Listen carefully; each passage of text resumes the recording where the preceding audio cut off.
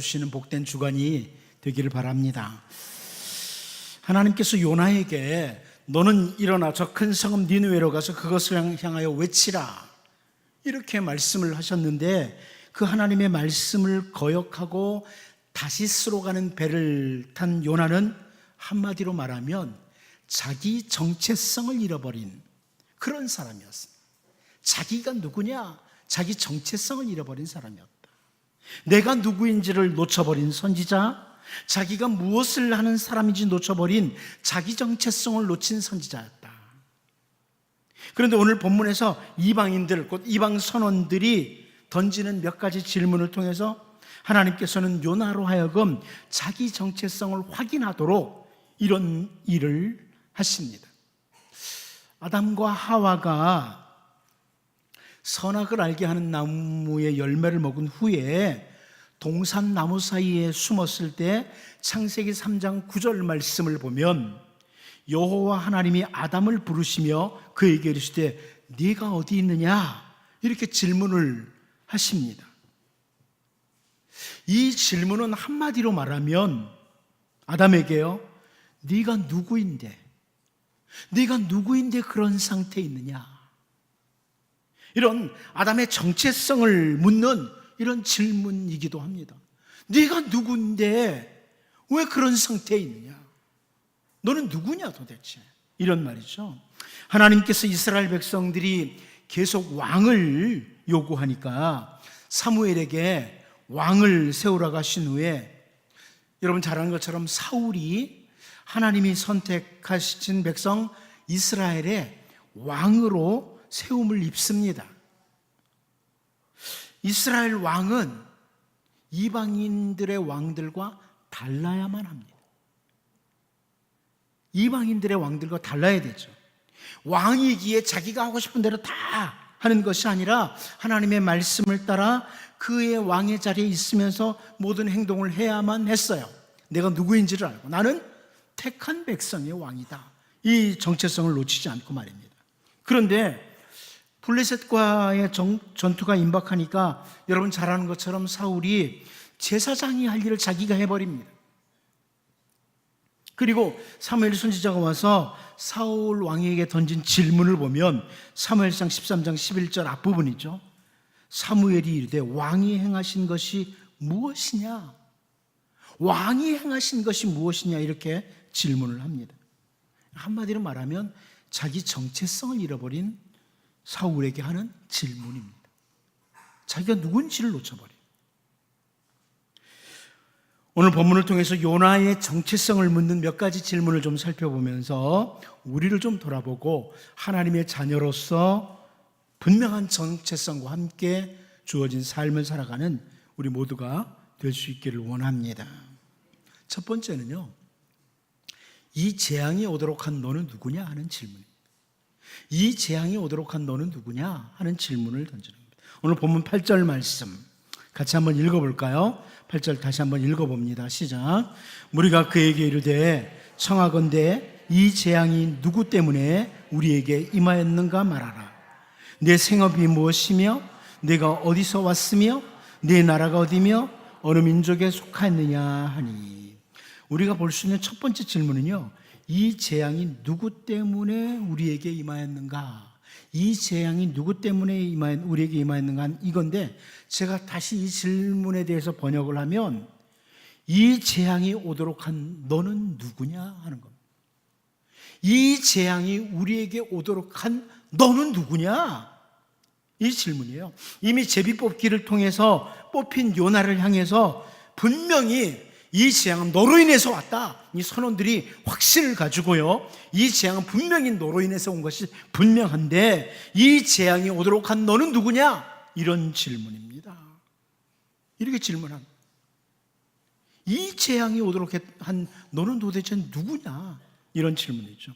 사도 바울이 사도행전 27장 23절 24절에서 이런 표현을 합니다. 내가 속한 바 곧 내가 섬기는 하나님의 사자가 어젯밤에 내 곁에 서서 말하되 바울아 두려워하지 말라. 네가 가이사 앞에 서야 하겠고 또 하나님께서 너와 함께 항해하는 자를 다 네게 주셨다 하였으니 그럽니다. 하나님의 사자가 바울에게 하신 말씀이죠. 하나님의 사자가 바울에게 하는 말은 뭐냐면 하나님께서 너와 함께 항해하는 자를 다 네게 주셨다는 거예요.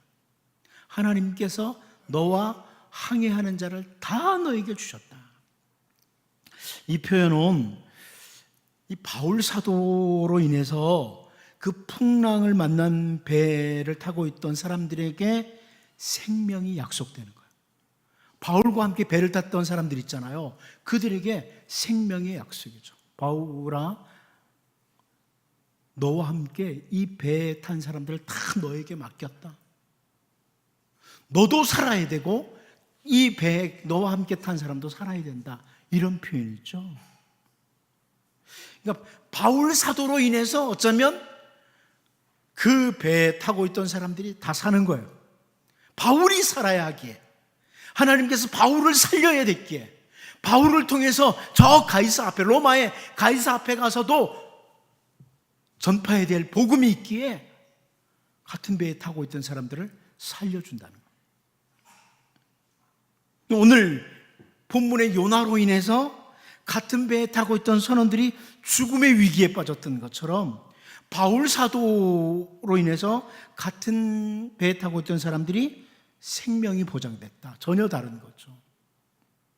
여러분, 버스 타고 가실 때나 지하철 타고 가실 때 하나님, 이 버스에 타고 가는, 저와 함께 타고 가는 사람들을 저로 인해서 살려준 줄로 믿습니다. 감사 기도하고 타세요. 별로 관심이 없으십니까? 그냥 타시나요? 버스 타고 지하철 타는 건 맨날 타는데 그 버스 타고는 기도 안 하죠? 지하철 타고 기도 안 하죠? 안 하세요? 아침에 차 운전할 때 제일 먼저 기도하고 운전 시작하세요?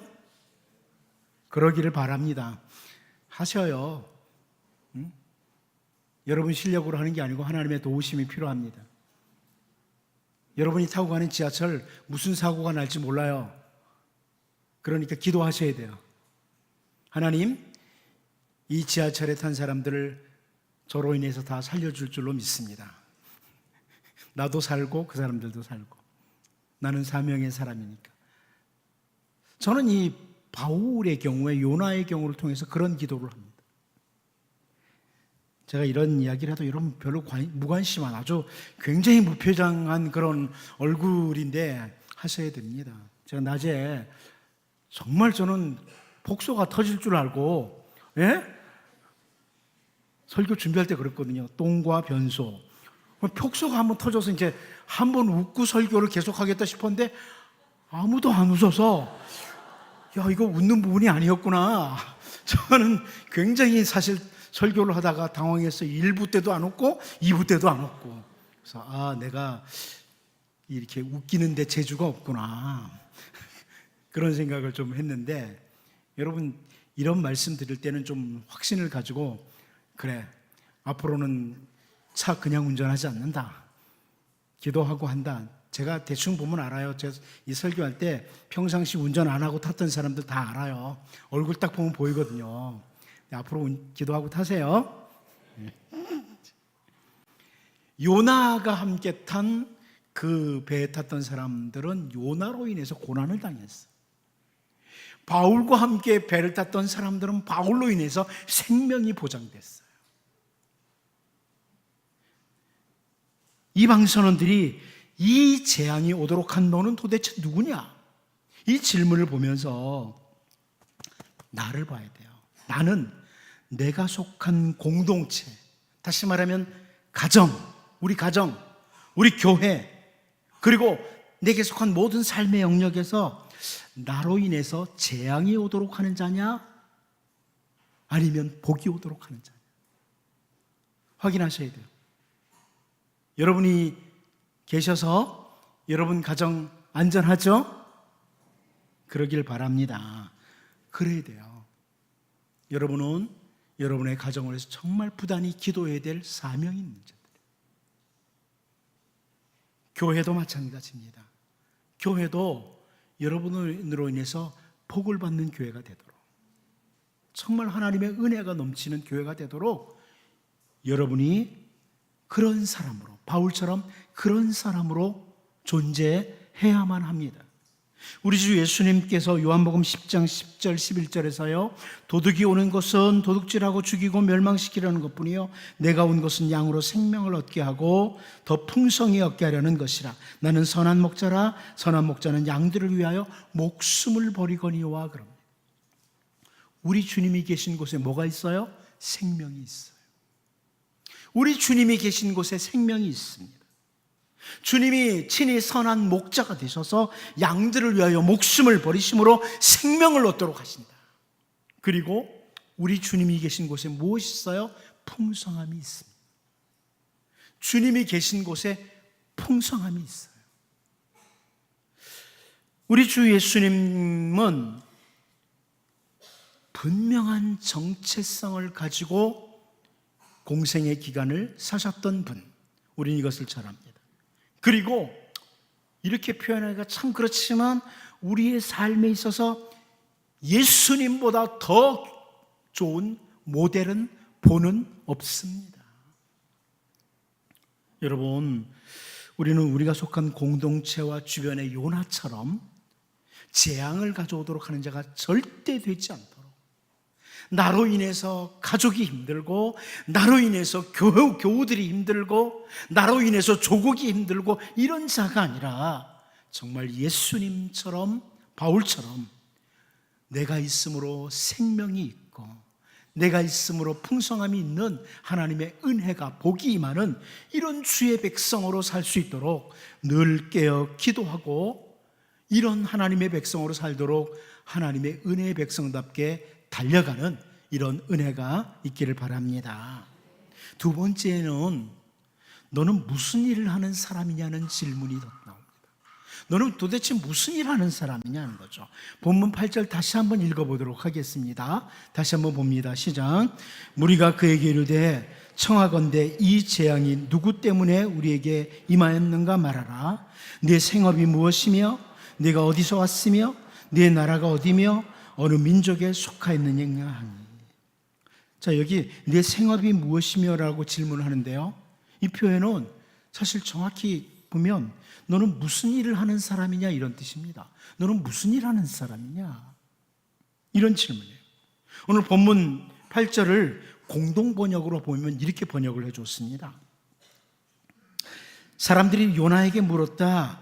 네가 무슨 짓을 했기에 우리가 이런 변을 당하느냐 말하여라. 너는 무슨 일을 하는 사람이냐? 어디에서 왔으며 고향과 국적은 어디냐?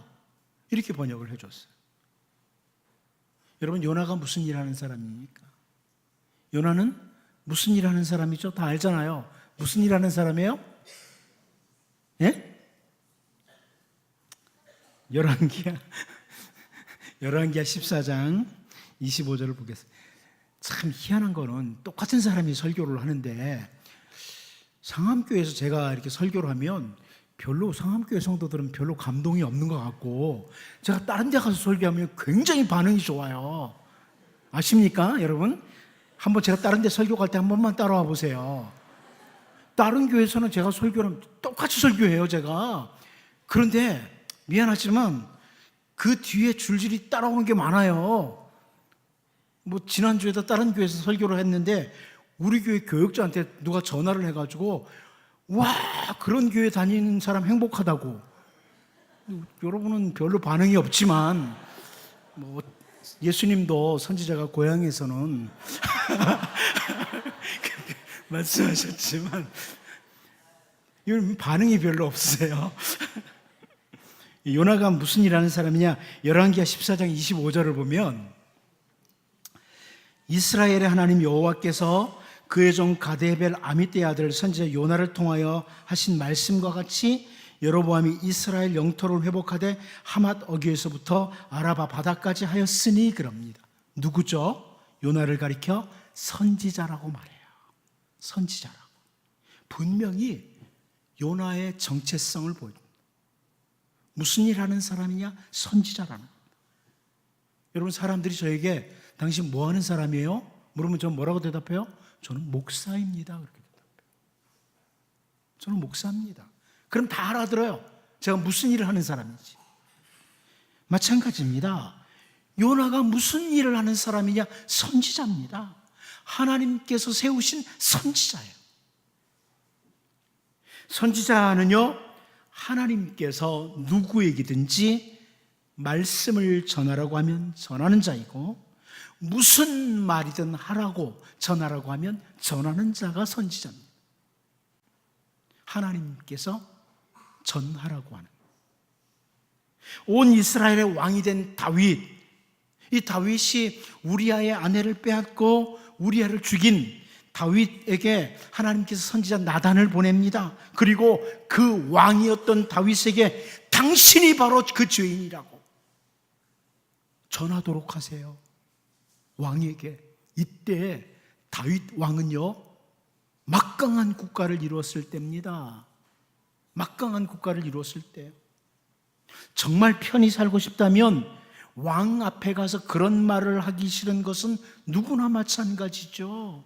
하지만 나단은 선지자였기에 나단은 반드시 가서 하나님이 주신 말씀을 전해야만 했어요. 이게 선지자예요.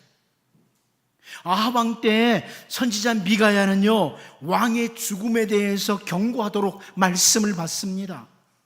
정말 가기도 싫고 전하기도 싫은 일이었습니다. 하지만 선지자이기에 가서 전하고 옥에 갇힙니다.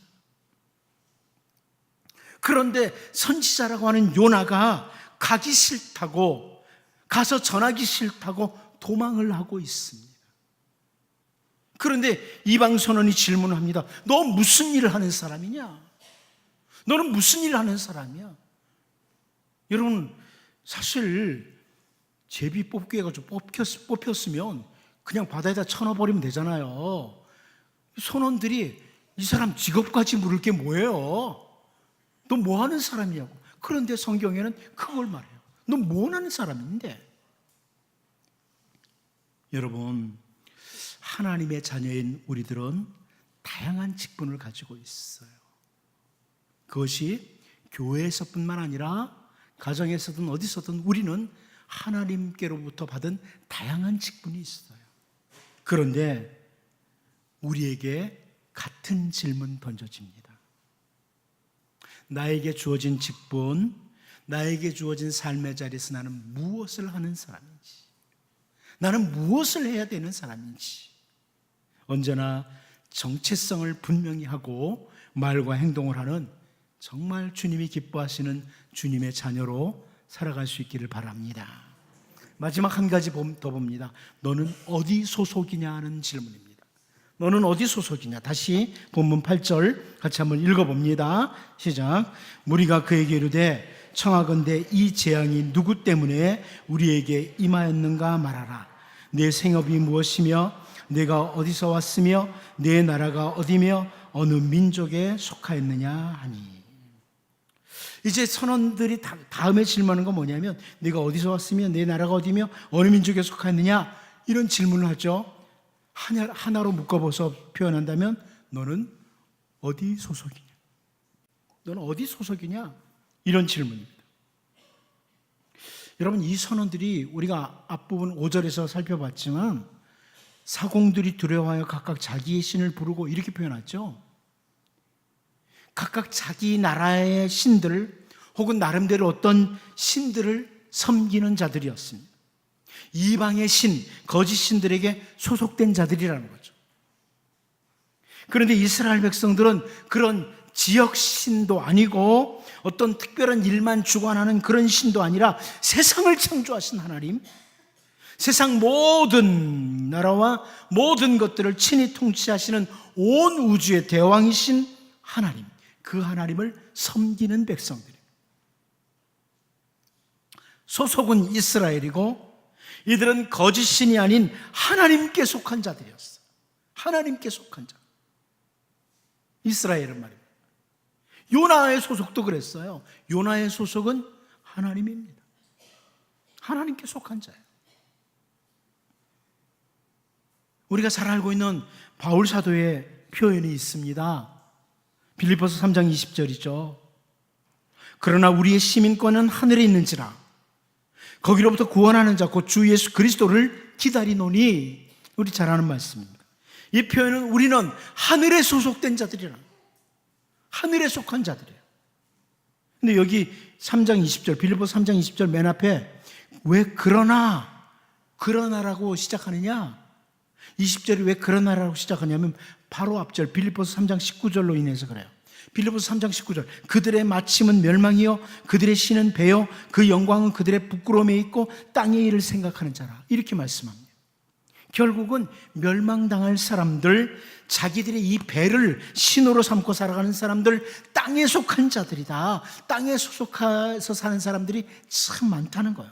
하지만 땅에 속한 자들이 참 많지만 그러나 우리는 하늘에 속한 자들이다. 이런 설명이죠. 오늘 본문의 요나는 선지자이고 하나님께 소속된 자입니다. 소속을 분명히 하지 못하고 하나님을 거역했던 요나에게 이방인 선원들이 네 소속이 어디냐고, 너 어디 소속인데? 이런 질문을 던집니다.